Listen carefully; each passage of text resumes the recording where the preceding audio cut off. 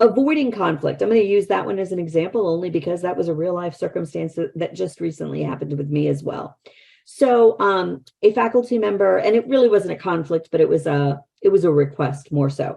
A faculty member wanted a report and they reached out to me and 3 other people, meaning 4 people on the 2 line. That's a pet peeve of mine, because then those 4 people can look at each other and say, okay, I'm expecting that someone else is going to take this one.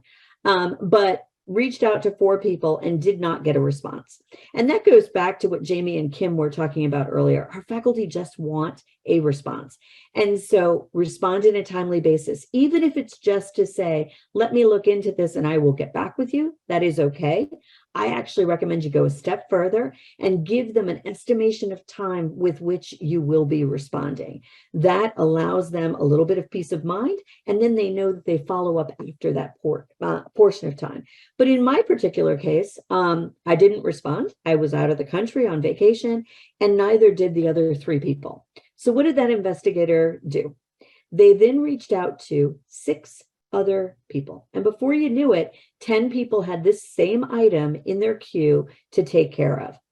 And I then had to follow up with everyone and tell them, this has been taken care of. Please don't proceed. We don't want to duplicate each other's efforts. But in this particular case, I wasn't the person that needed to prepare this report that she was looking for. It was completely outside of my area. Now, I could have just said, this isn't my area, please contact so-and-so. That's called the Miami Shuffle in my prior world. But instead what I did was I reached out to different people.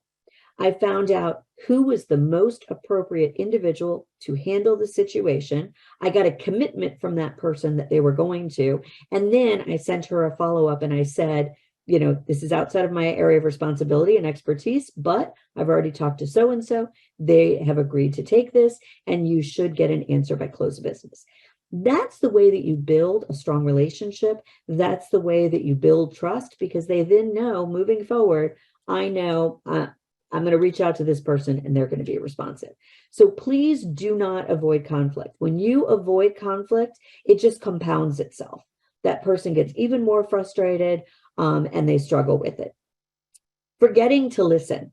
I am notorious for this and I openly acknowledge it. Sometimes when someone starts speaking, just their first few words, I think I know what they want. And I could interrupt them, which I shouldn't do. Or I could tune out everything else that they're saying. I'm waiting for them to pause and then I'm going to give them the answer. Well, the problem there is when I tuned out, I probably would have gotten additional information that would have made me realize that I didn't listen effectively from the onset and they really want something totally different. So we really need to listen. And then Kim said earlier, circle back. It's really good to say, thank you for your feedback. I really appreciate it. I understand that you are looking for X. That's a really important statement because it allows that person to validate that what you understood is correct, but it also allows them to feel heard. And in many cases, that's all an individual is looking for. They want to be heard and they want to know that someone is working on a solution. Blame game, I just gave you that example where they assumed that the faculty member was doing something wrong. And lo and behold, once we picked up the phone and had the dialogue with them, we learned that they were, in fact, not doing something knowingly and intentionally wrong. Winning an argument or being right. I like to tell people that whenever a conflict occurs, don't make it about the people. Don't focus on Jamie, don't focus on Kim, don't focus on Jill. Instead, look at what the issue is, because the issue is what's causing the concern. And we should be focusing on resolving the issue.